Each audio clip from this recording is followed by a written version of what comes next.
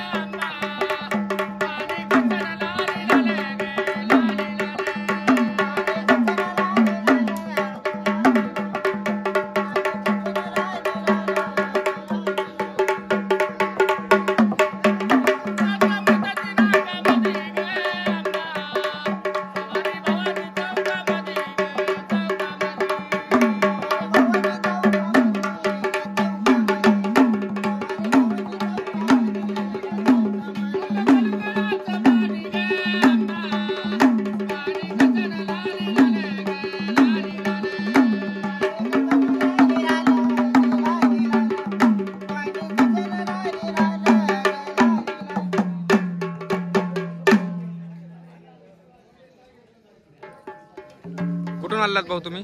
आम्ही किल्ले धारू. अच्छा, धारू काय नाव आहे तुमचं? जिल्हा. माझं नाव दत्तात्रय बालाजी भागाडे, रेणुराई गोंधळी. तुमचं? परशुराम शिवाजी भागाडे. दोघं भाऊ आहेत का? आम्ही चुलत भाऊ. हे कोणता म्हणजे कोणती कला म्हणायची नेमकी? हे आम्ही गोंधळीत आलो. हे आम्ही जी नाव ओळखित बोटावर हां, लोकपरंपरा ही आमची पिढीने पिढी आलेली आहे. हे छत्रपती शिवाजी राजांच्या काळापासून भाषा आलेली आहे, गुप्तहेर भाषा. ह्याला करपल्लवी अशी नाव आहे. अच्छा, पारंपरिक नाव म्हणलं तर करपल्लवी.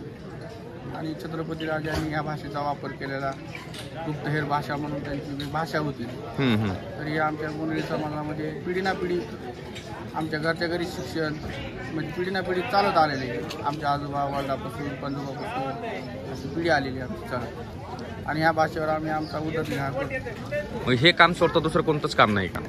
आमची म्हणजे करतो आम्ही. कुणी शाळा शिकलेला आहे, कुणी जॉबला आहे, कुणी कुठं मजुरी करतंय. जे शिकलेलं नाही ती मजुरी करतंय. ज्याला हे आमची कला येते ह्या कलेवर आमचा उदरनिर्वाह चालतो. आता हा जो ह्यांनी जो पेहराव जो केलेला आहे पूर्ण, हा छत्रपती शिवाजी महाराजांच्या काळात हे मावळे जे करत होते, हा तसा पेहराव आहे. हां, मग तुम्हाला काय शासनाकडून वगैरे काय मदत वगैरे काय भेटते का नाही? आता शासनाचं जर म्हणलं तर मोठ्याने बोला, मोठ्याने. शासनाचं म्हणलं तर वयाच्या अटीनुसार शासनाचं मानधन आहे. 60 वाल्याला, 65 वाल्याला. हे आम्ही जे 40-35 वाले जे आहेत म्हणजे वयाचे आम्हाला 8 आहे. पण आम्हाला काय नाही, आम्हाला असंच शिक्षण कमी असल्यामुळं काय अडचणीमुळं म्हणा शिक्षण कमी झालं तरी असंच मजुरी करणे, आपली कला जर जोपासणे ह्याच्यावरच आपला उदरनिर्वाह चालवी. बरं, शिक्षण काय झालं तुमचं? मग मी 4थी पास आहे. आणि तुम्ही? 12. मग आता किती असे गाव करता रोज? आम्ही रोज एक गाव करतो. किती भेटता? तरी आमचं तर 500-600 रुपये रोजगार पडतेच म्हणायचं दुपारकडे. एकाला की दोघाला? ह्याला 500-600, मला 500-600 देतात का लोक? हा, देतात. असं ज्याला काय आपल्या कलेचा आधार आहे, ज्याला आपल्याला माहिती, ते लोक आपला आदर करतात. आणि आम्ही दुसरीकडे लांब लांब जात नाही, जे आपले गावाशिवार म्हणा, तालुक्यात, आपल्या जिल्ह्यात एवढ्याच ह्याच्यात फिरत होतात.